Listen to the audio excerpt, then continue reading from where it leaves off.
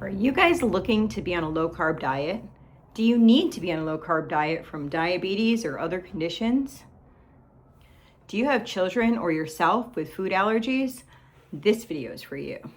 So years ago, I didn't know how to cook. And then when I did start to learn to cook, a lot of the stuff that I was using, because we have our large family, we're on a budget, were casseroles. So we had these big, massive casseroles, and that just helps stretch everything. And then what else people tell you stretches everything is to make carbs, and that will help stretch everything. For a while, we actually went vegetarian, and we ate vegetarian for a couple years, but that was a very high carb diet. But we felt like we couldn't afford the amount of meat that we needed. But if I were to talk to my younger self, I probably would tell myself this.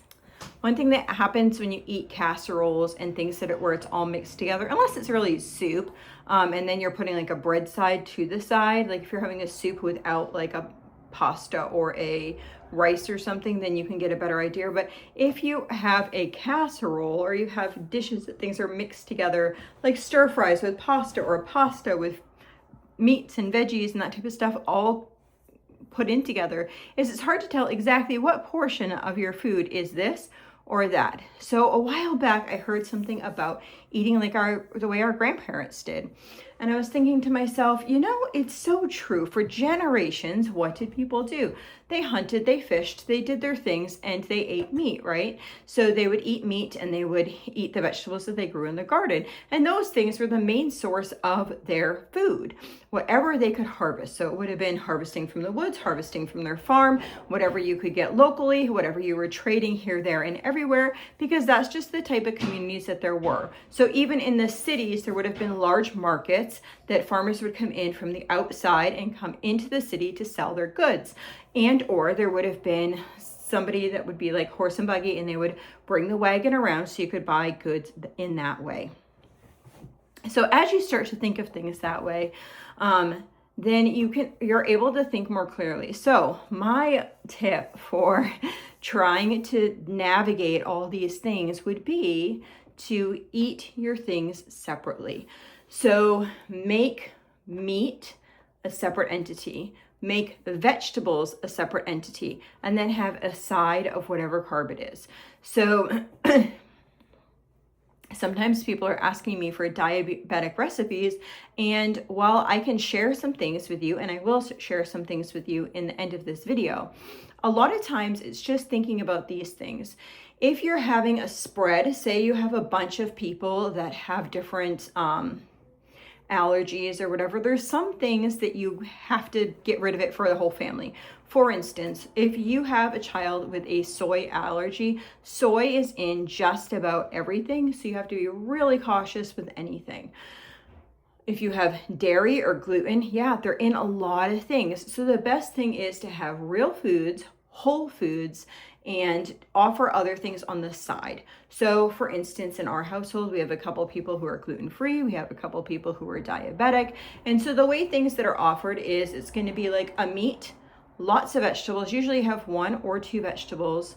And then we try to have a salad on the side. So it'd be a salad with a vegetable and a meat, and then a starch. So that's a potato or rice is usually kind of like our go-tos. Occasionally I'll make pasta, but I don't particularly like pasta because it's more of like a bread. It's not like rice is a grain itself. You're not having to really do too much to it. It's not like you're forming it into another form, and we get enough like bread products as is. So for us, if we had a soup, then we might have a bread on the side, or we'd have like a pasta or a rice inside. So that's just how we try to break it down, so we can kind of keep the carbs low for people that need to keep the carbs low. And then we can also do, if we're doing bread on the side, then it would be gluten-free or regular bread. So that's just what makes it easier for our household to do that. So let's just say we have like meatloaf, then we might have meatloaf with a baked potato or mashed potatoes, whatever you want, and like a bunch of broccoli, and then a salad. So somebody who was diabetic could have as much meatloaf as they wanted, as much salad as they wanted, as much broccoli as they wanted, and then they would portion out the amount of potato that they had. And so we just kind of work it like that. That's why I don't try to mix things together. So if we're having, say even I make a stir fry and I made chicken and lots of vegetables, and then I would put all that in a stir fry, and then I would have rice on the side. So I could have my portion of rice leveled out, see how much is there, down, so it can be measured out so that we know exactly how much each person is getting. And that just works out great for us. And that's how I handle our meals. So sometimes when people see that we have like a treat or sweets or something like that for our kids, it looks like we have a lot of it, right? And like around Christmas time, we did have a lot of it, but it looks like we have a lot of sweets, but we really don't. We usually prep a couple snacks a week, and those will take us over quite a few different days. So most of the time, our snacks are what you see right there. And sometimes kids don't want snacks because they don't feel like eating a piece of fruit.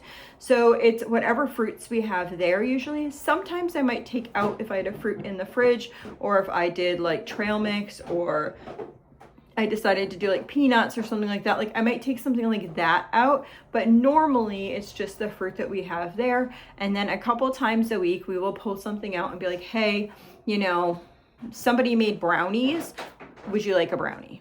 And so it really is a treat. It's not on like a regular basis. It's not on the kids are having that for 3 snacks a day. They're actually eating real food for 3 snacks a day.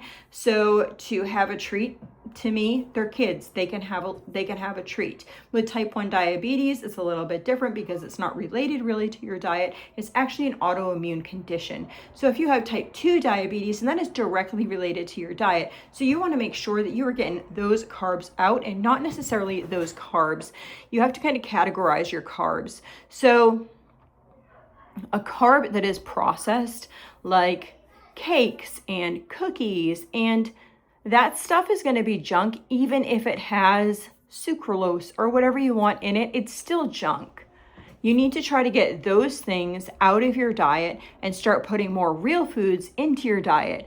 And then if you have a piece of fruit, I see people and they'll be like, well, I had a sucralose or Splenda or whatever cookie, but I can't eat an apple.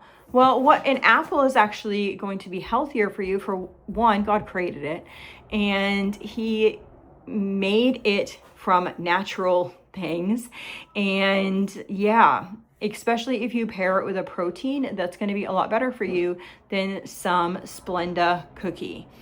Even though they pay hundreds of thousands, if not millions of billions of dollars each year to try to sell us Splenda products for diabetic people. And I'm sorry if this is offensive. This is just my thoughts. This is my feelings. This is me understanding the whole like scope of diabetes. I have done a ton of research on this, guys. And no, we're not perfect. We are absolutely not perfect. We do what we do, but I'm just saying lots of times people ask me, what can I feed my family as far as diabetes? And a lot of times they're looking for snacks and treats. And honestly, like you have to just make a snack or a treat that you eat a couple times a week, not on a daily basis. In America, we are eating snacks and treats and breads and bread products and pasta like on a daily basis, you know, at every meal almost. So we have to really like evaluate that situation. If you were eating those types of things at every meal, then you're going to have a hard time getting ahead because all you're doing is feeding yourself junk. Because if you're having, you know, a Splenda cookie, what's nutritional in that? If you're going to make yourself some pasta, what's really nutritional in that? Like, what are the vitamins? You know, you can like little bits of here and there, but then it's cooked and whatever. What's going to have more nutrition in it?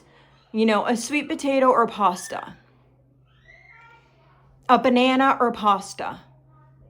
Sweet potatoes and bananas are jam-packed. And they have about, if not less, depending on how much pasta you're going to eat, less than pasta. So for me, I'd rather give our family nutritionally dense foods that are real, that may have some high carbs, and take out those other ones so that they can have a better health, I would say. So overall health, I guess, is like what I want to say, because people get sick, and getting sick is actually okay. It helps your immune system. In a family of a lot of people, it takes a long time to get through sickness because you're like, okay, one person might have it one day, 3 days later, another person has it 3 days later, another person has it. So it can kind of work like this, just like if you have an office of coworkers and one person gets sick, like everyone doesn't get sick at once. Praise the Lord for that, because if not, everyone would be sick at once and they'd have to shut it down, right? They'd have to shut your company down. But the same thing in a large family. So I know that lots of people a lot of times will say, oh, you guys are still coughing. Oh, it's because it's like passed along so many people. And or I also sometimes bulk upload videos so that I can have a couple days off to spend with my family, to not be doing this. And so sometimes if we have something planned that we're going to do, then I might have a couple things out. Also, YouTube wants videos out a little bit before. Sometimes if I'm working with somebody, they need that video out before, they need to approve it, and then I can get going with the rest of my life. So that is how I overall take care of the whole situation. How do you get there practically? Because I know it's hard. If you're going from just eating, you are so attached to all those carbs, you just want to like eat them up. I do. I am horrible with it. And so when I came back from the hospital, because I was just shoving whatever I could in my face. I ate pizza quite a few times a week because it was the cheapest form of being able to feed myself. And so just that, it just made me feel so lethargic, so whatever. And I'm still not back, right? I'm still not like, I don't feel fully ta-da. And I think a lot of that has to do with, one, the amount of time that I'm outside is huge for me, because I'm so used to being outside a lot. Even if I wasn't like playing outside, I'd be standing outside watching the kids for a little bit, or I don't know, just like getting outside into the high tunnel, even in the middle of winter. So the outside thing is definitely something that has changed me quite a bit. Another thing is just having the time and energy to make what I actually want to have made. I really enjoy salads, so I have been doing a lot better about making sure that I always have salad, or that I'm trying to have always have salad on here. So some of us in our household actually have like a totally different system that works a little bit differently, and it's kind of like the way that I am. So when I get up in the morning, I normally have my coffee, and then I wait until later in the day. I usually wait until 10 or 11 before I eat anything. So then I eat, and then so by like 2:33, then I'm hungry again, but I'm hungry for like food, like real food. And normally for the kids, I'm feeding them at 8 and then 11:30. So it kind of can be challenging, but there's no way that I could eat breakfast at 8:30 in the morning. I don't know if it's so many years of being pregnant or what, but I am definitely not a morning eater. I actually never have been. Even like as a child, like I didn't eat until lunchtime. I know it's probably not a good habit, but if I try to make myself eat early, I really struggle. Yeah. So I have been, normally I just kind of push myself to the next meal. Like, okay, I need to push myself to the next meal. But I have been trying to just see what my body, and like really like feeling and understanding what my body needs at that moment, and trying to accommodate that. And I've been encouraging others like to do that as well, because there's a couple other people that are like me. So it's kind of like, okay, like you can have anything that's like already been cooked in the refrigerator, and then we can just like warm it up at that time. You could have salad anytime, you could have oatmeal anytime, and usually like we have the fruits and stuff there. So sometimes I'll have like, I don't know, and it doesn't have to be a like full meal for me. Sometimes like just having like, say I had some turkey, that we cooked some turkey, I might have like turkey and cheese and apples just like plopped on a plate, and that's a meal for me, and I am full by that like for hours. So and I know people are like totally different, and it's really about like what you are, like who you are and how you eat. But that's just something that has been working for our household. But usually what we do is, if we have it all separate, then things can be warmed up like that.